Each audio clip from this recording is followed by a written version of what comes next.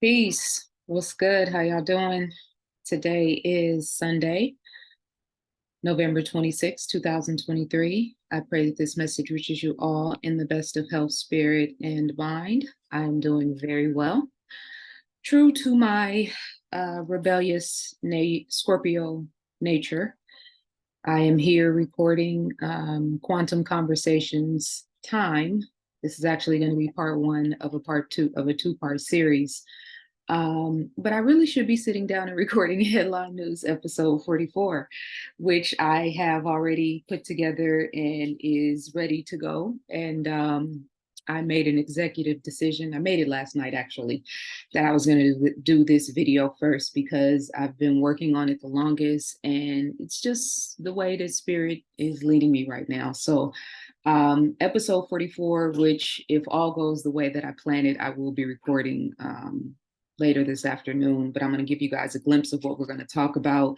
More Americans expected to buy now and pay later for the holidays and the whole debt culture of the holiday season. Kill switch in all cars by 2026. State surveillance is now live and active in New York. Mount Etna erupts in Italy. An update on the situation in the Middle East, the listeria outbreak, recall of peaches, plums, and nectarines, two Kentucky towns evacuated for a train derailment, the whole sexual assault situation happening in Hollywood and with politicians, which should automatically let you know there's something bigger at play here. It's not just the music or the entertainment industry, but it's also politicians, and it's running parallel to each other. And humiliation rituals, the rainbow crash at the Canada border, Doja Cat's recent concert, the Pentagon official. A Pentagon official is arrested in Georgia for human trafficking. CRISPR technology has been approved. CRISPR therapy has been approved recently, allegedly, but we know that's not true because we know that they've been actively using that technology for the past 2+ years in a needle, which will remain unnamed. Um, let's see. Easy E Street is put up in Compton. A number of things. I'm not going to read the whole list because there's a lot going on, but Headline News episode 44, I'm very excited about that because we have a lot of good things to talk about. If my voice holds up, I'm going to record that later this afternoon.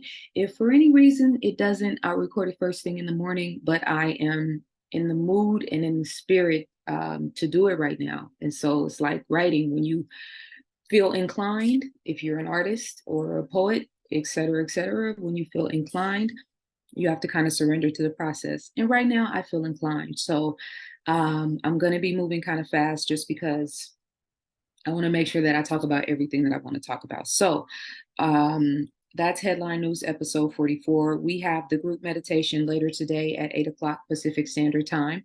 I'm looking forward to that. And the link is available in the group chat on the membership cipher. I'm getting ready to post a 3-day fasting challenge for the beginning of next month. Hopefully you guys will join me. And part one of this video, Quantum Conversations Time, is going to be available on part one, being probably half of this video, is going to be available on YouTube. I'm going to post it and send it out to my email list because I am running several sales and promotions over the next 48 hours that I would like to offer you guys. And this will be my offering, my reciprocity to that end. Let's see, did I make my announcements for the group? Yes. Okay. So for the next 48 hours, I'm having a 50% off of my annual membership, which totals $8.88 per month for 12 months. So you can take advantage of that. If you are a current member in the membership channel, you can save 60% off an annual membership for the next 48 hours. I'll post that link in the group. And that equates to $6.66 per month for 12 months. I am currently not doing public one-on-one consultations anymore. I've made that announcement several times, and I only offer that to people that are in the membership channel. For the next 48 hours, I am publicly offering that to anyone who might be interested, and you can save $35 off of that. I'm going to post that link in the description. And then I'm also having a 15% off everything on my website sale, including Ancient People. So if you're interested in saving on my books or any of the content I have available on my store, you can do so for the next 48 hours. All of these sales are going to end on November 29th at midnight. So this will cover us for Cyber Monday, et cetera, et cetera. Very excited about all of that. I'm going to put the link in the description for all of that. If anybody is interested, you can email me at info@zazaali.com if you have any additional questions. With that being said, this is the final cover, front cover for Ancient People hardcover, and this is the back cover for Ancient People hardcover. Can I read this really, really quick? Do you guys mind? The on the back cover gives us a set or a list of all of the things, not even all of the things, but most of the things that we talk about in the book. Queen Lili Ukulani, or the first chapter, Queen Lili Ukulani and Hawaii's Last Monarchy, the House of Kamehameha. Hope I said that right. Kamehameha. I was pronouncing it wrong, and my spiritual advisor corrected me. Thank you very much. And you guys bear with me as I get the proper pronunciation of all of these titles and names right, and I will. King Kalakaua, American Intervention, Ancient Polynesia, Tasmania, Samoa, Fiji, and Easter Island, African Presence in Asia, Sakanuye no Tamarumaro, Men of the East, the Ainu, Yasuke, the African Samurai, the Jamin of Japan, Shang and Tang Dynasty, Nuwa and Fuxi, I Ching, Yuhituan, Boxer Rebellion, Fudo Mayo and Bodhidharma, the Kandakis of Ethiopia and Kush, the Kandakis of, I said that already, Makeda, Queen of Sheba, Nubia, Sudan, Ethiopia, Amenishiketo, Amenorhanes, Napata, Meroe, Axum, and Kerma, Hatshepsut, this is chapter 4, the queen that will be king, Pharaoh Hatshepsut, the 18th dynasty, Sinmut, the great expedition to Punt, and the queen that would be king. And then finally, but most certainly not least,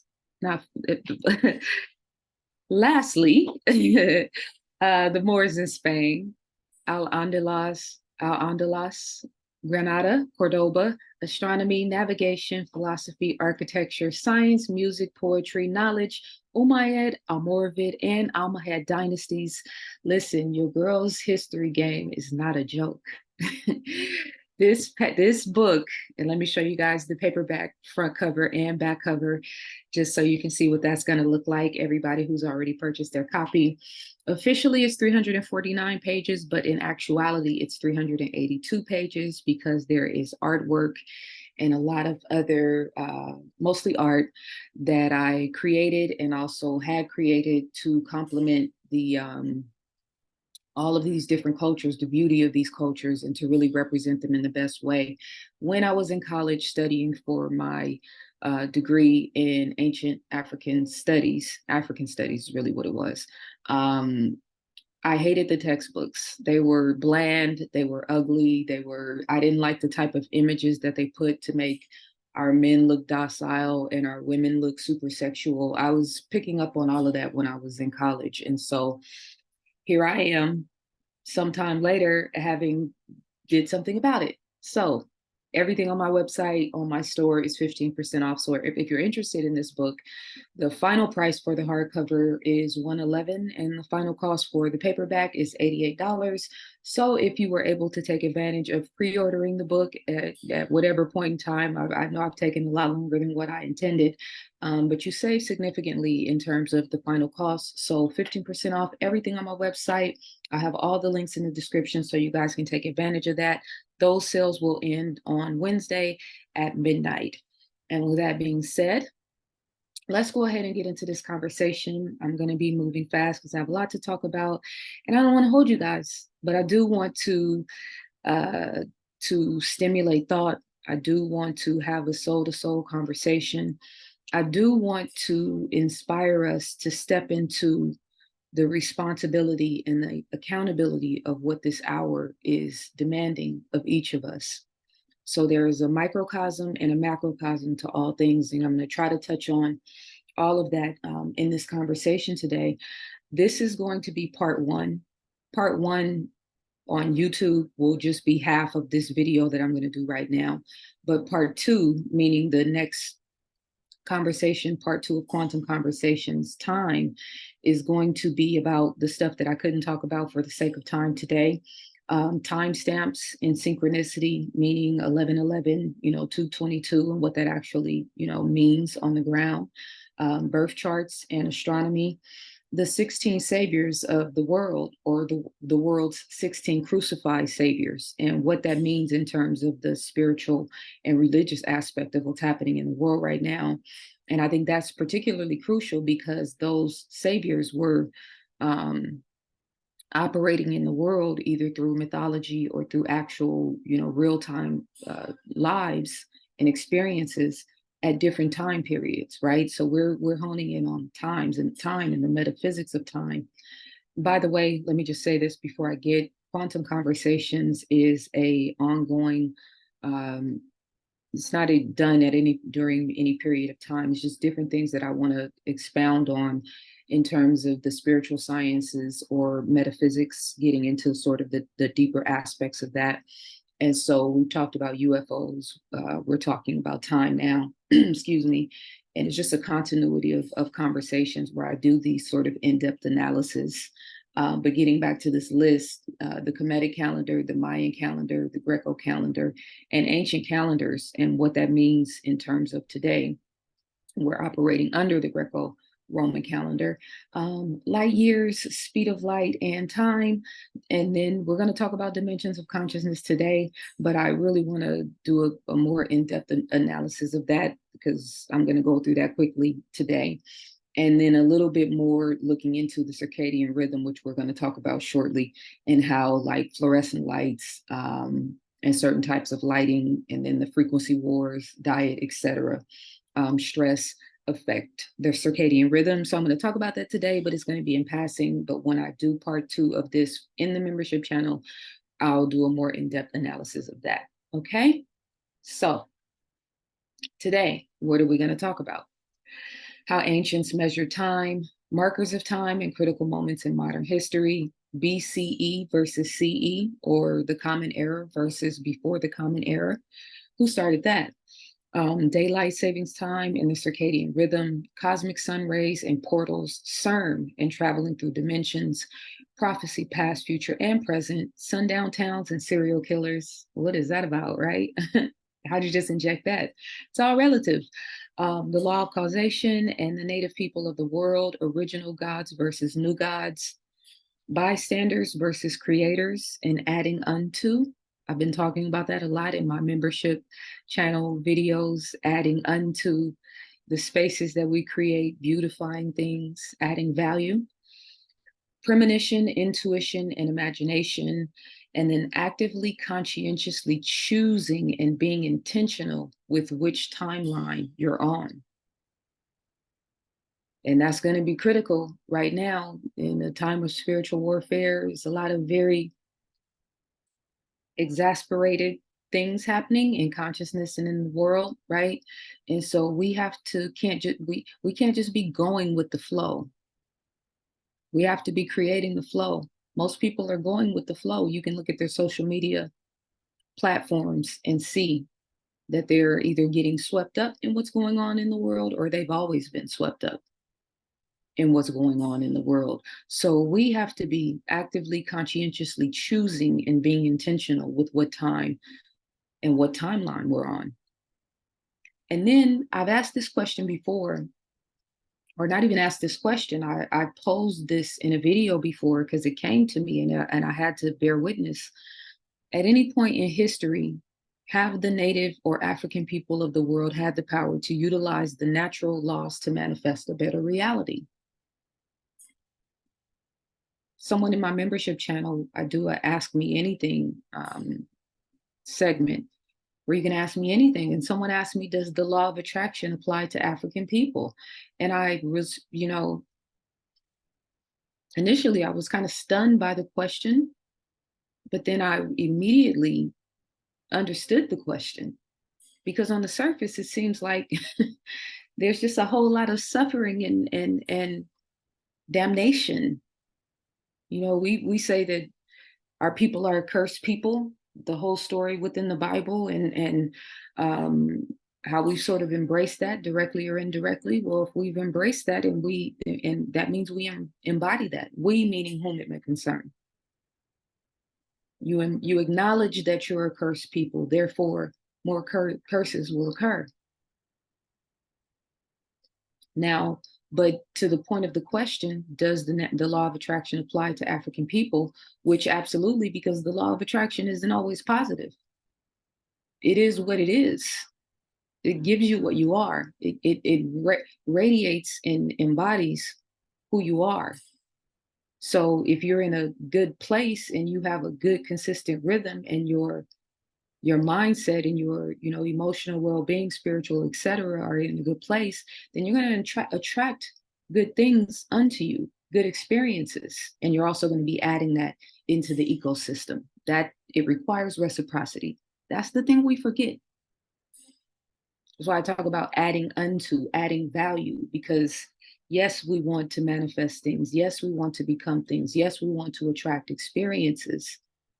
We have to add into the ecosystem in order to get reciprocity. That's the thing that humanity has lost track of. It's clear. That's why we're in the condition that we're in right now, the collective consciousness. So if the spiritual laws and the natural laws and the universal laws are what they are, and they are, I'm going to read from the Kabbalion today, a passage in terms of the law of causation, and then I also want to read a section from The Power of Now, Eckhart Tolle, in terms of what does he say? Ending the delusion of time. Some people call it the illusion of time. He says delusion of time. But going back to the point and to the question that I'd like to pose to you guys, at any point in history, have the native or African or indigenous people of the world had the power to utilize the natural laws to manifest a better reality?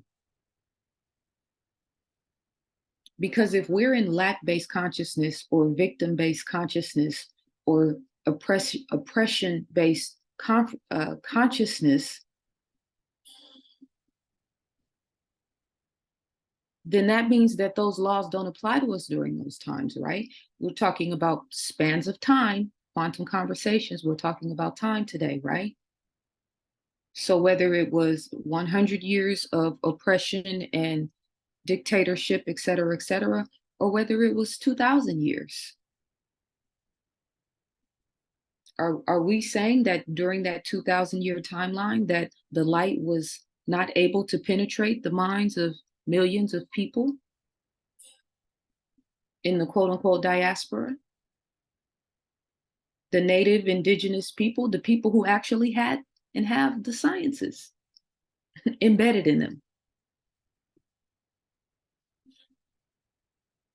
I was trying to sit down and get this done, and I had a list of things that I wanted to talk about. And every time I tried to put it into a container, okay, I'm just going to do this, it kept expanding because there was a lot of different ways to discuss time.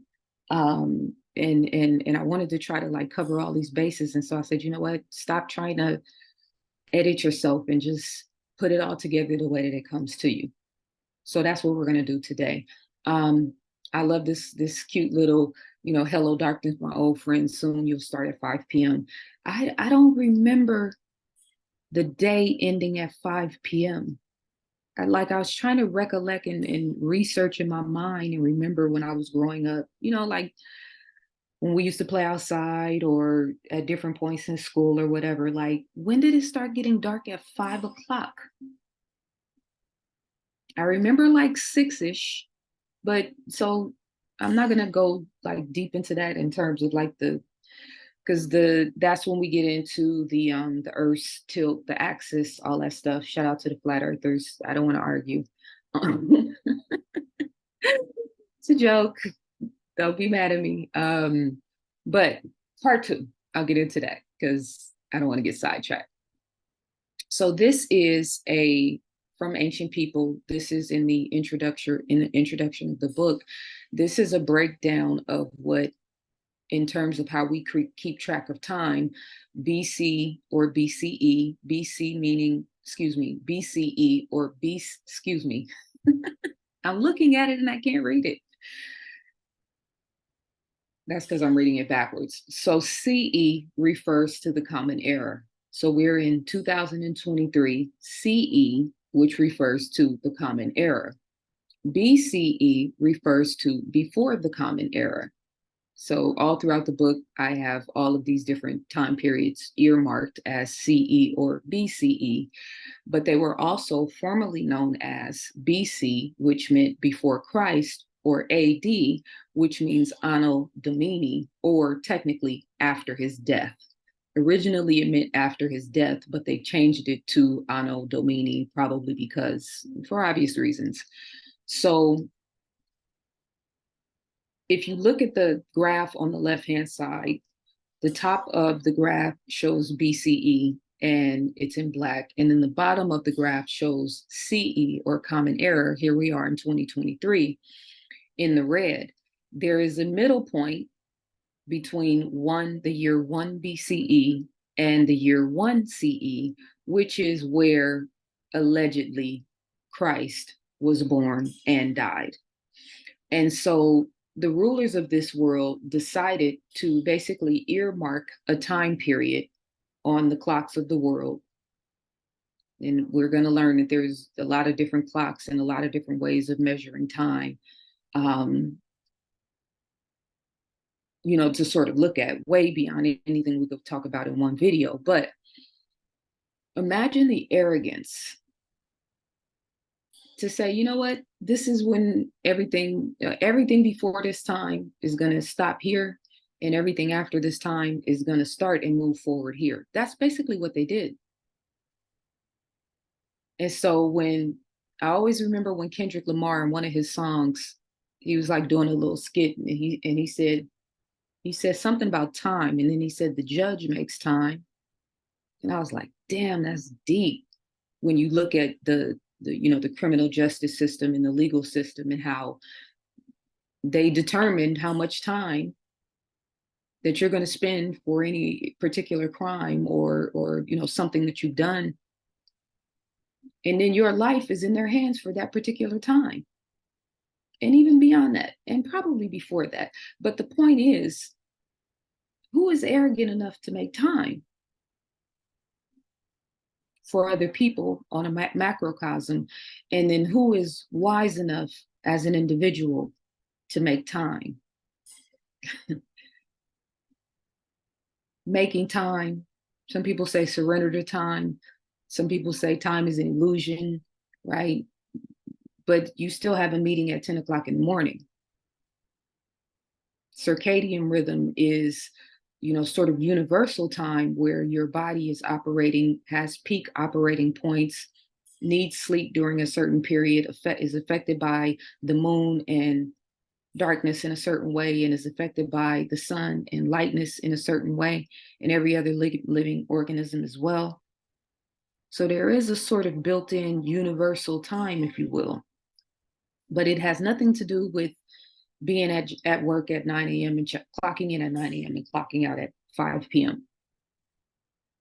And if we really sat down and analyzed ourselves in terms of how we spend our time, how much of your time, if you have a pie graph, 100% of your time, how much of your time are you intentionally focused specifically on you and your goals and aspirations, and mentally and spiritually and emotionally projecting forward a divine new world order? And I'm using that language because, there's a big ass elephant in the room. Excuse my language. The clock is ticking. Spiritual warfare is in full effect right now. This is not the time to be asleep at the switch. This is not the time to be going with the flow. This is not the time to be going in the direction that everybody else is going. So looking at this concept of time, and then on the right-hand side, I just put together the different cultures and icons, historical icons, and different things that we talked about. I just made that graph to it's like the BCE era is the era of the native and indigenous cultures. And in the CE era moving forward, even though there was still a major prominent position that was played up to a certain period, which is also covered in the book, this is slowly but surely unravels to be sort of the epitome of the Greco-Roman culture timeline, Gregorian calendar, etc. 2023, the gods of this world, yeah, they are definitely in charge. The gods of this world created the concept of CE and BCE, or before Christ and Anno Domini. Nothing that happened before this time period is really that important. Everything that happens after this time period is really important.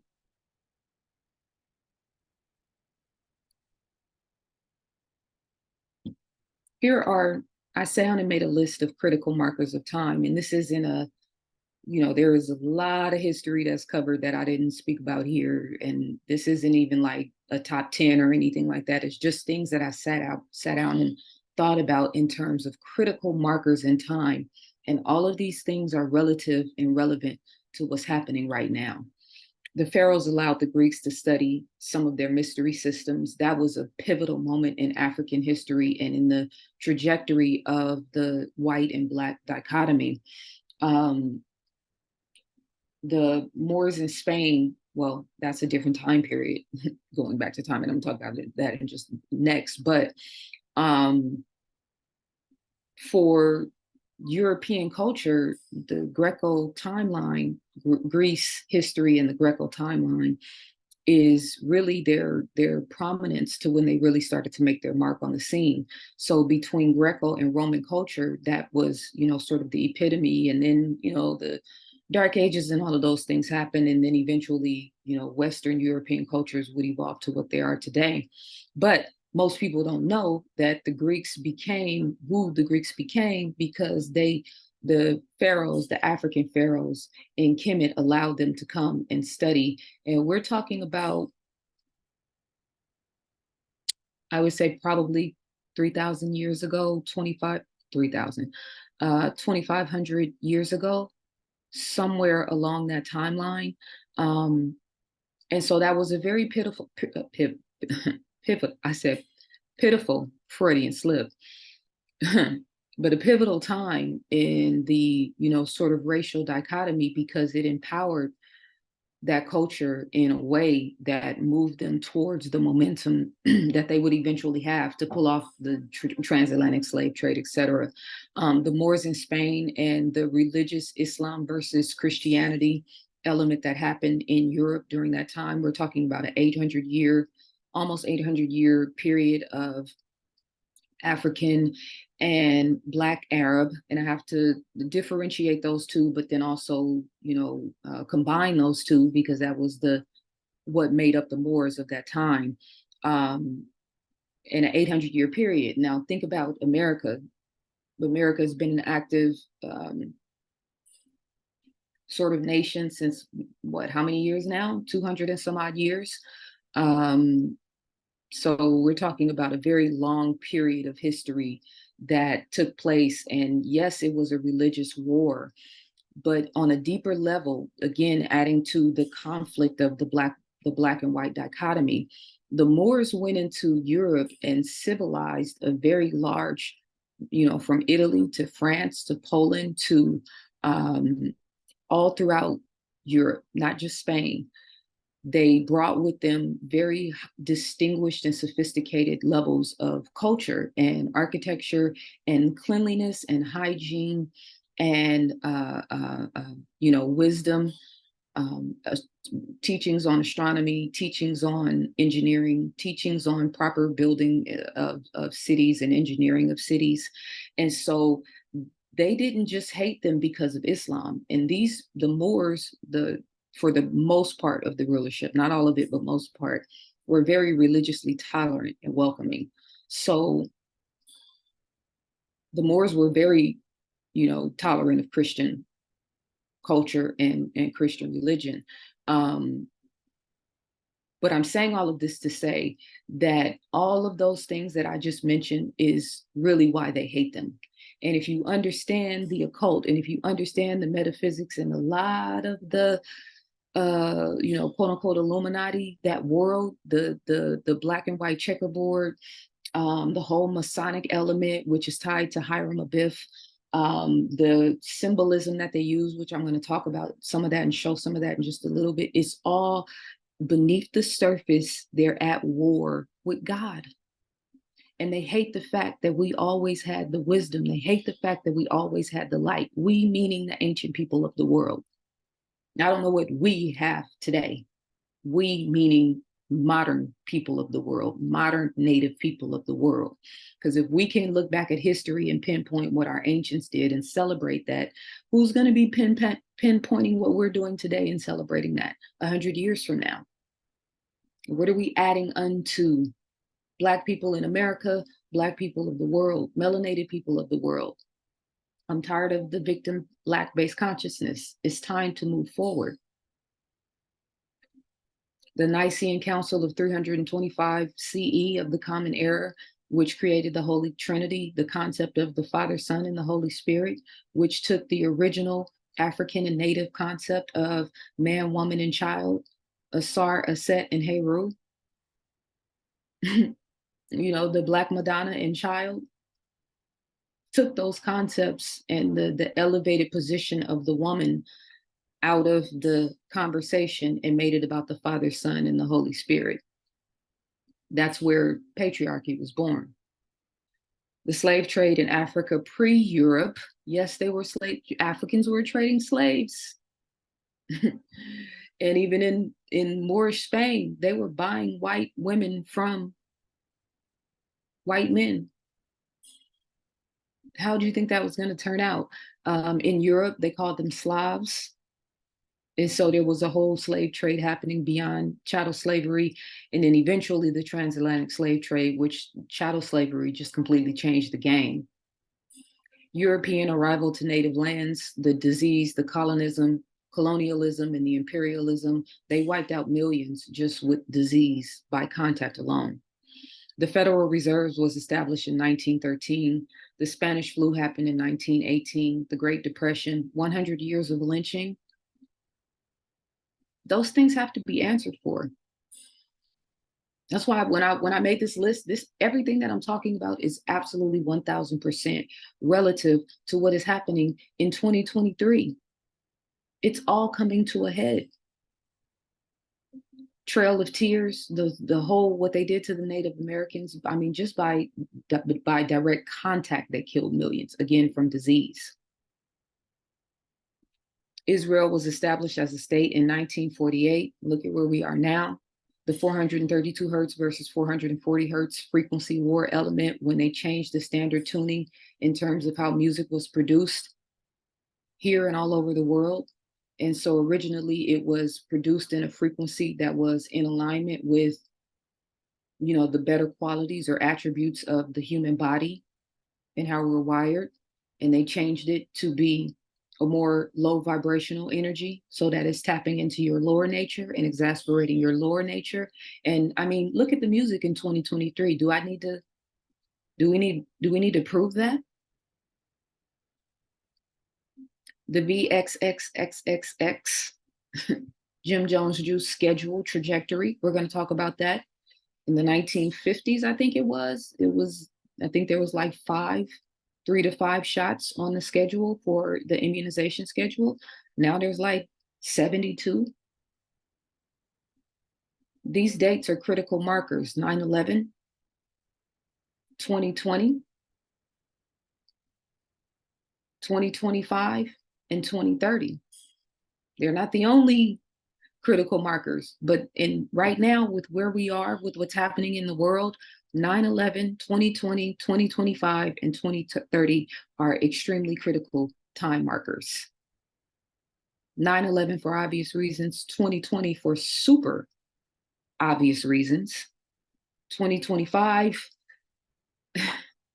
I don't want to go too deep into that because I want to try to steer myself in a certain space so I don't go down, too many rabbit holes. So I'm going to leave it at that. And those that know, right? And we're going to talk about some of that too in the scope of this conversation.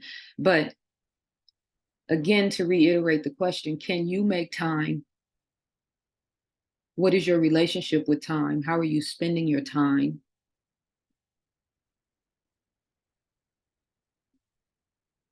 And what does this time period actually mean for you? Can you make time? The macrocosm is what we're talking about today. The microcosm is in terms of your life trajectory, the last 10 years, the last 5 years, the last year. And I'm not just talking about the tangible things that you acquire, I'm more so talking about the spiritual and mental and emotional and physical person that you're becoming.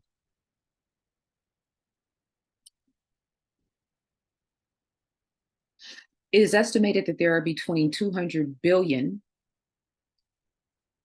to 2 trillion galaxies in the observable universe. This number, this continues to grow. And it's interesting because we're going to talk about this in just a little bit, but in terms of the CERN Hadron Collider, uh, the observation is critical to all of this, to this life, to this third dimensional reality, what we're observing. And I could also say what we're expecting. But I was thinking this when I was, looking this up, because last time I checked, it didn't say 2 trillion galaxies. I think it probably said like 500 billion galaxies or something like that, but it didn't say 2 trillion, right? And so if you remember the double slit experiment, where they basically recognized that the scientists who were watching these protons go through this experiment that they were doing, when they were observing the protons, which are the building blocks of life, they were doing something different than when they weren't. And so I bring that up to say that now that the number is 2 trillion galaxies, and we're looking at all of these different images of these galaxies in this observable universe, how do we know that the fact that we're looking at this, that we're observing it, that we're trying to understand it, that we're trying to figure it out, that we're going into the metaphysics of these things more and more every day, that it's not expanding it? That's powerful. And yes, in terms of the scientists and the astronomers and the people whose this is their livelihood and this is all they do. But then, yet, macrocosm energy, but then microcosm energy. And even in terms of, and especially in terms of you and what you're thinking and how you're living and how you behave and how you're actively moving into the world. Again, am I adding unto? Am I adding value? Or am I just neutral in these spaces? A lot of people are living very neutral lives, not really adding anything into the fold. You ain't got no skin in the game. Skin in the game in terms of the universal creation. How many people are you serving? How many minds are you expanding? How many buildings are you creating? How many inventions are you creating? How many new concepts and theories are you adding into the fold? And I'm not talking about what you put in Chat GPT, respectfully. Now, if it gives you a good idea and you make it manifest, then that's not, to me, that doesn't give the credit to AI. That's, you know, maybe it sparked something in you and then you brought it into fruition. Well, all things work for the greater good. But a lot of people are getting very intellectually lazy because of AI. So again, we're looking at the observable, natural, organic. This is, look at what God has produced. You can see it at any time. You can study it at any time. You can experience it at any time. This is the macrocosm. In terms of the microcosm, the individual, you, us, we. What are we adding into the fold? How are we expanding? How are we creating? Dolores Cannon said that in terms of, now, to just taking these pictures in context and recognizing, the however many galaxies there are, right? She said that America is the main show. all other life forms and all other galaxies and in however vast and enormous it is, they're all paying attention to what's going on here. So what's happening on Earth has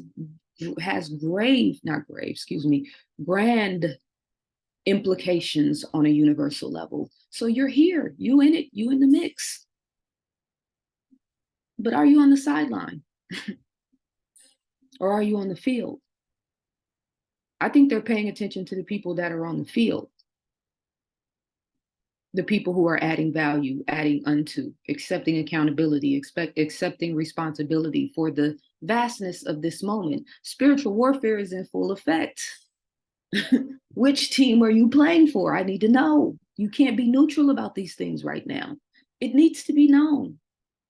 I'm not talking about standing on a corner with a bullhorn. I'm talking about your vibrational countenance, your energetic resonance. What type of light are you bringing to the party or to the conversation or to the music world or to the book world or to the social media world or to the fashion world or to the engineering world or to the building world or to the agriculture world or to the ocean, wildlife world?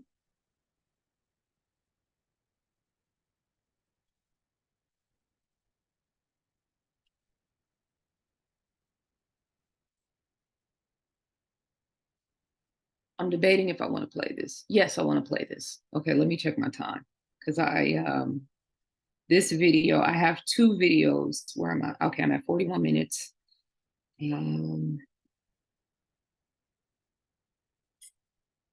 I have two videos. This one is 11 minutes. The CERN video is 16 minutes.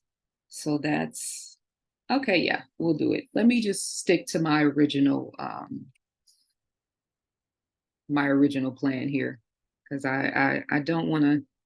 I don't want the video to be too long, but I did have this set up where, the point that I'm trying to make is kind of made through all these different mediums. So this full video, the great year 2004, how ancients measured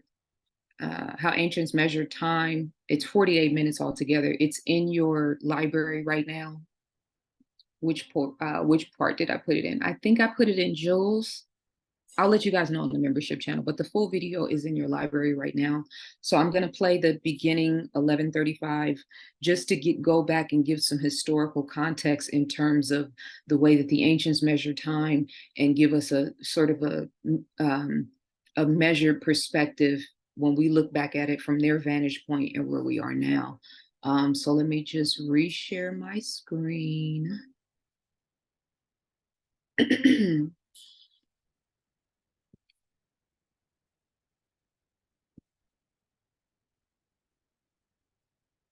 It's a little awkward for me to transition from when I'm in talk mode and then to shift to, yeah, it's a thing, but all right.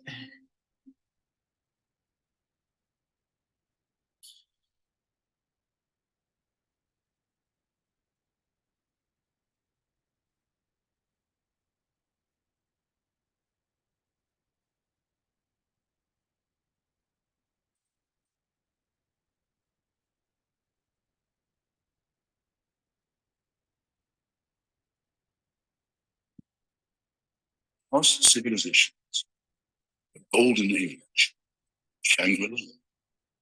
Might there be some truth to these ancient tales? Our ancestors spoke of a grand cycle, bringing about high ages of enlightenment and low ages of darkness, marked by the movement of the heavens. The notion of individuals in their own place of worship being connected to some larger, either terrestrial or cosmic space, is not uncommon. Mayan astronomy looked at huge cycles of movements of stars. They actually had an exact date in their calendar for the beginning of the world. The evidence for these advanced civilizations is almost universal in the sense that they seem to be at their height very near the beginning. Just as day and night are caused by the spinning earth, and the seasons are caused by the Earth's orbit around the sun. Some ancient cultures believed there's an even larger cycle that influences the rise and fall of civilizations. History and astronomy may help us rediscover this forgotten cycle, a cycle said to be so vast it reaches beyond our solar system, yet affects our everyday lives. Plato called it the Great Year.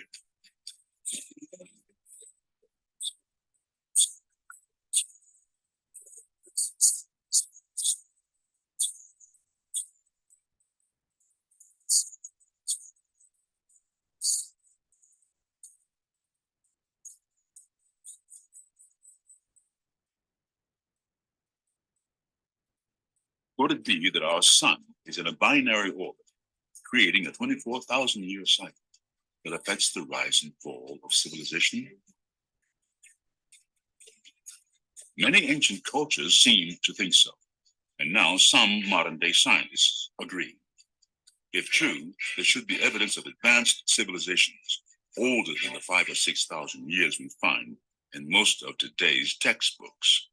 Up until recently, archaeology placed the origins of what we would call civilization back about 3,000, 3,500 BC, with the rise of Sumer and Egypt and India, China as well.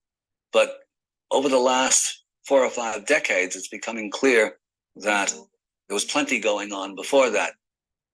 Recent discoveries of complex structures near Hammacher, Syria, are estimated to date back almost 6,000 years.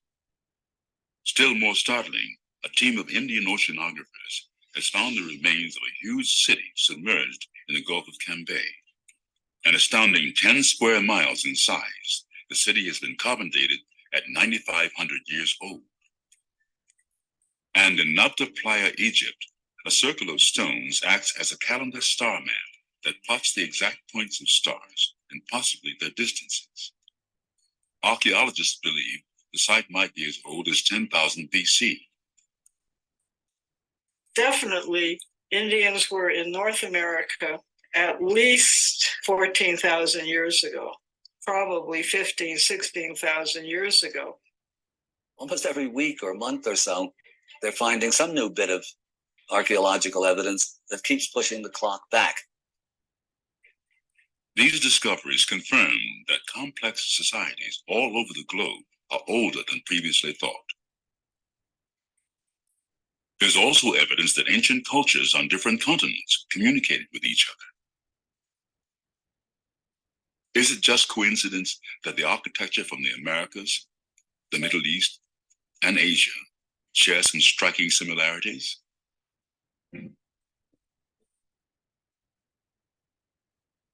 Communication between civilizations on different continents is also suggested by their use of similar timekeeping systems. The Babylonians, Egyptians, and Yucatec Mayans all had comparable means of dividing the days, months, and years. In Asia and in Mexico, there is a calendar system based on astronomy, which also is used to predict people's fate according to the planets and stars that were above at the moment of their birth. Each day of the month was named after something like rabbit or deer or flint. And there are series of these names that are identical in Asia and in Mexico. Not just the names, but they follow the same series. If you look at the so-called solar boat of Khufu, this is built unquestionably in 2500 BC. And that's a fabulous boat, 150 feet long with a sail on it. That's as good a ship as anything up to the clipper ships of the 19th century. And so it seems to me that with ships of that sort, pretty much anybody could go anywhere. While the idea of transoceanic contact is still in debate, there is no question that some ancient cultures were more advanced in some ways than we are today. This is consistent with the cycle of the Great Year. much of Egyptology of the last century has been incredibly stubborn and almost deliberately designed to denigrate the achievements of the ancient Egyptian. Part of the blame for this lies, I'm afraid, with Darwin, whose theory of evolution as a linear and inevitable process going from primitive human beings to our own advanced selves, so that it became inadmissible to acknowledge that the ancient Egyptians actually knew more in many ways, certainly than the Greeks. The Greeks, in fact, acknowledged Egypt as the source of their wisdom, and doubly inadmissible to even suppose that the ancient Egyptians knew something that we don't. One of the things that the academics are very good at is denying that a mystery exists when it's quite clear that one exists. For example, the Great Pyramid of Giza, where constructed of 2.5 million blocks of stone, supposedly going up over the course of 30 years, which computes to 1 or 2 blocks are going into place every minute. When you figure that the roof of the King's Chamber is built of 70-ton blocks of granite, this beggars the imagination. So engineers who look at this say, they laugh, because they say, in no way can you explain how these things got levered up ramps and into place in that period of time, or how they got put into place at all. Many of the early temples, megaliths, pyramids, and obelisks are not only built to such fine tolerances that they did not require mortar, a feat that modern engineers are hard-pressed to explain, but many of them are aligned with celestial phenomena, or reflect sophisticated mathematical concepts, indicating that these ancient cultures had a larger cosmic awareness. According to author Graham Hancock, key temples in the ruins of Angkor in Cambodia are laid out to mimic the pattern of stars in the constellation Draco. Other researchers have demonstrated that the Sphinx of Giza in Egypt aligned with the constellation Leo as it appeared in the sky at that time. These two examples show the connection these cultures had with the heavens, a connection so strong that they integrated it into structures that have stood for thousands of years. Some of the Maya buildings and Maya cities, like Chichen Itza, whole buildings were constructed solely for the purpose of making astronomical observations. Certain sight lines were built in stone, so that on a certain day of the year, the sun would appear, or a star would appear exactly there on this day alone. The Great Pyramid itself shows that the shafts of within the King's Chamber, and now subsequently discovered the Queen's Chamber, are sited in such a way that a certain period of time they open to the position of Sirius in the sky, and in the other case, I believe it is one of the belt stars of Orion. So you might say that the Egyptians are tuning the Great Pyramid to these stars, which play, in fact, a very important role within Egyptian symbolism and in Egyptian mythology.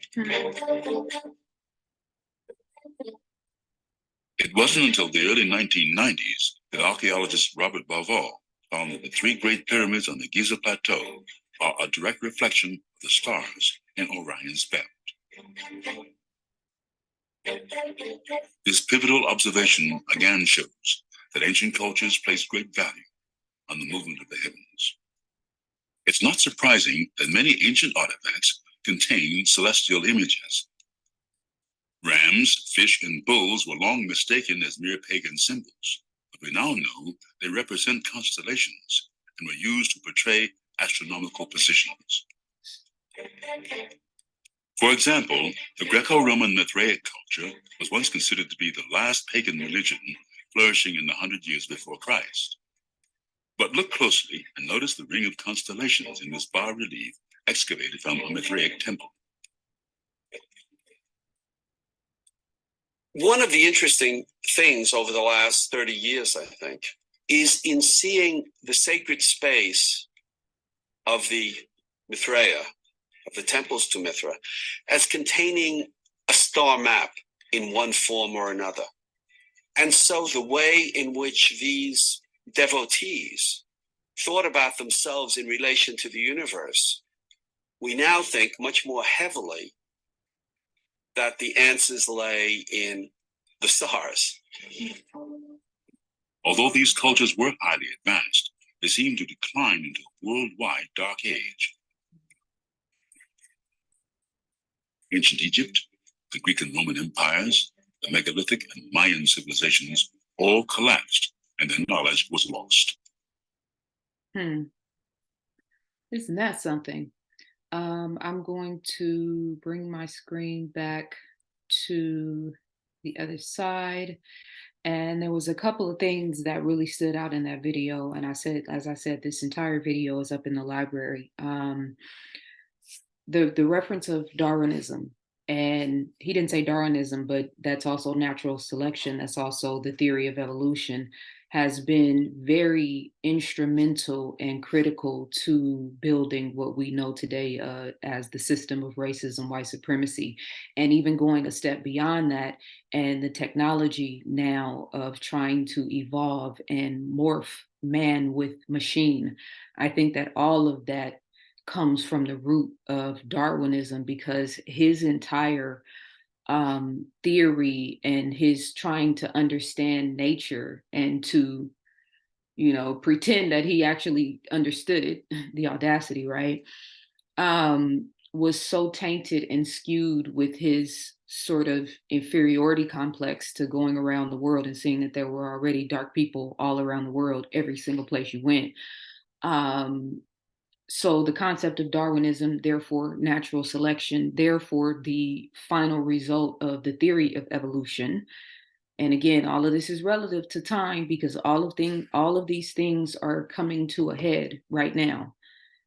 And so even when we get into the concept of past, present, and future tenses, and this concept of only right now existing, and then all three of those layers existing at the same time, that means that what was happening in these choices and decisions that were made, especially in the medical and scientific fields, under the guise of natural selection, et cetera, is extremely relative and relevant to what's happening today.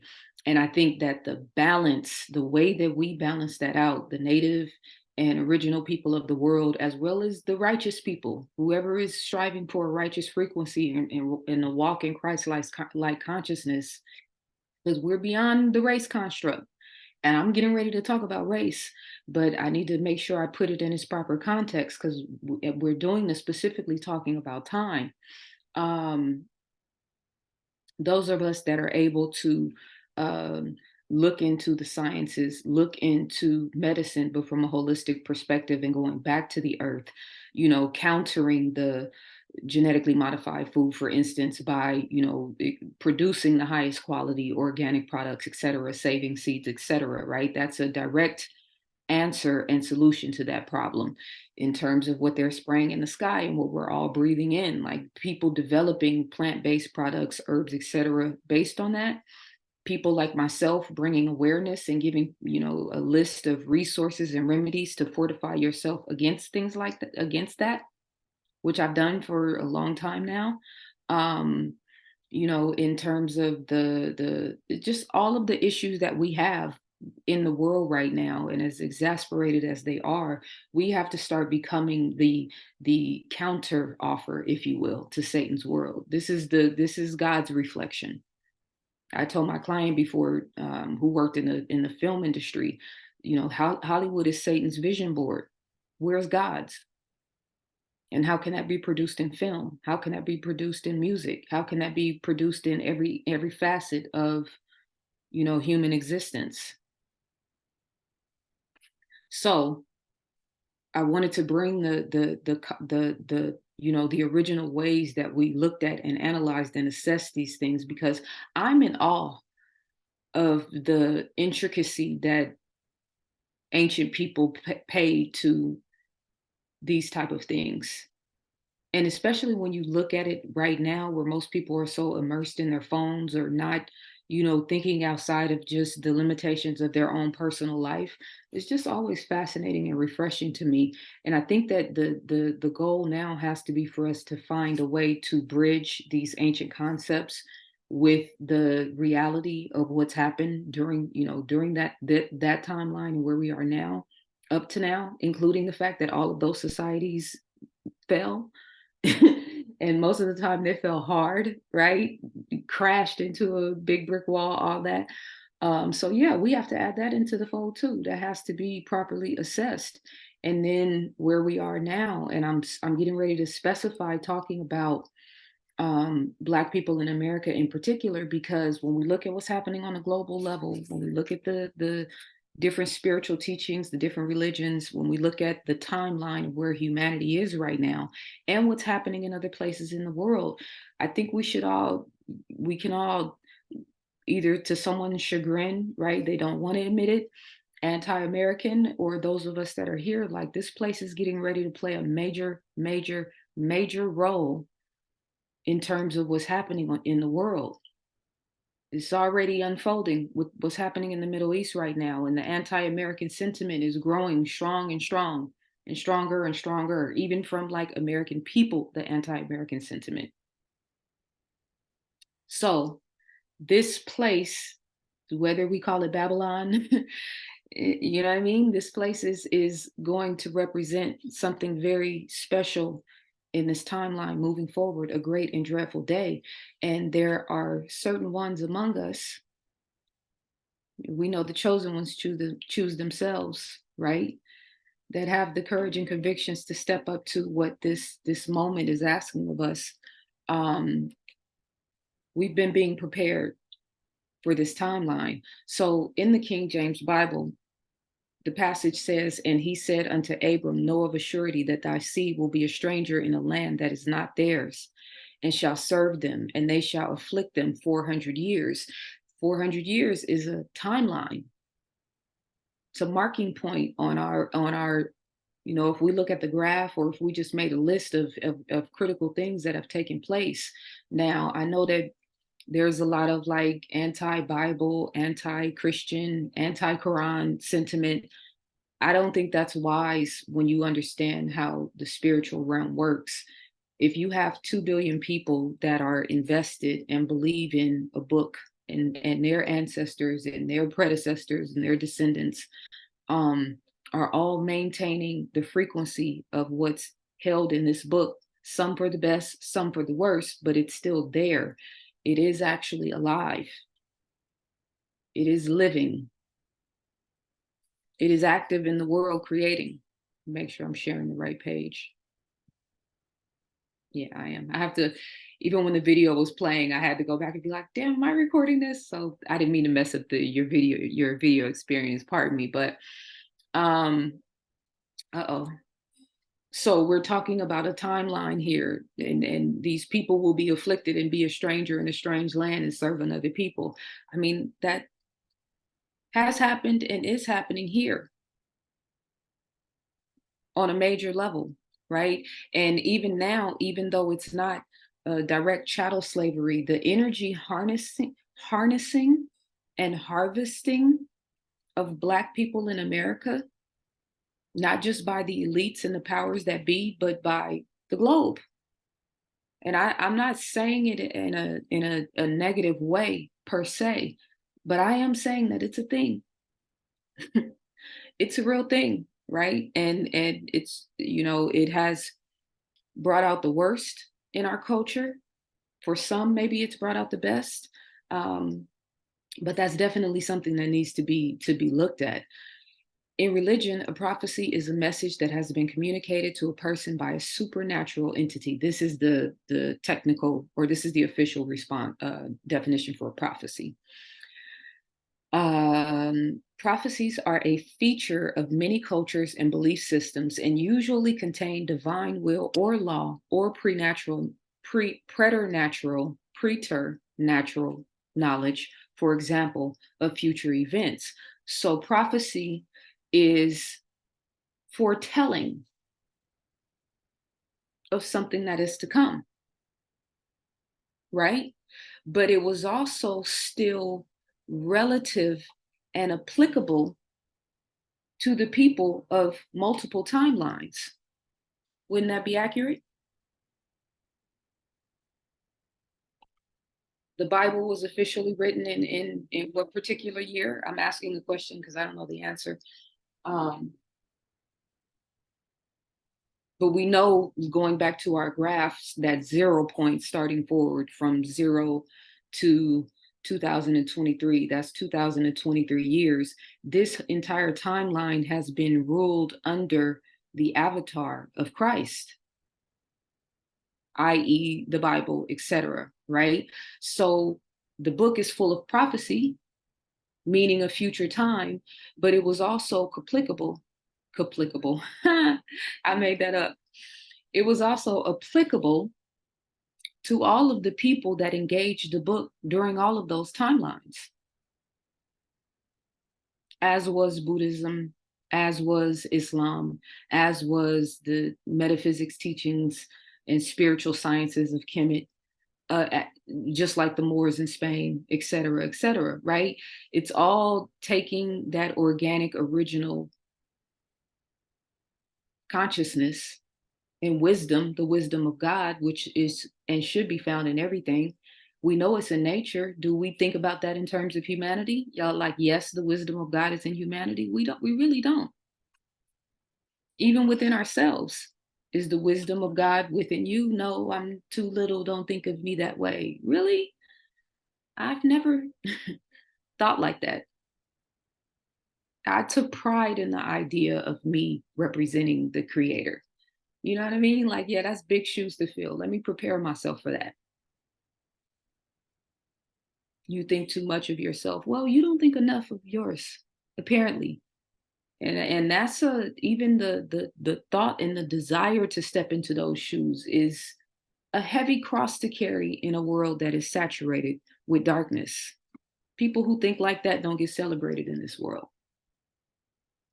People who are conscious and conscientious of their light and their vibrational resonance and how it's affecting the bigger picture beyond just their lives aren't really a focal point in this world.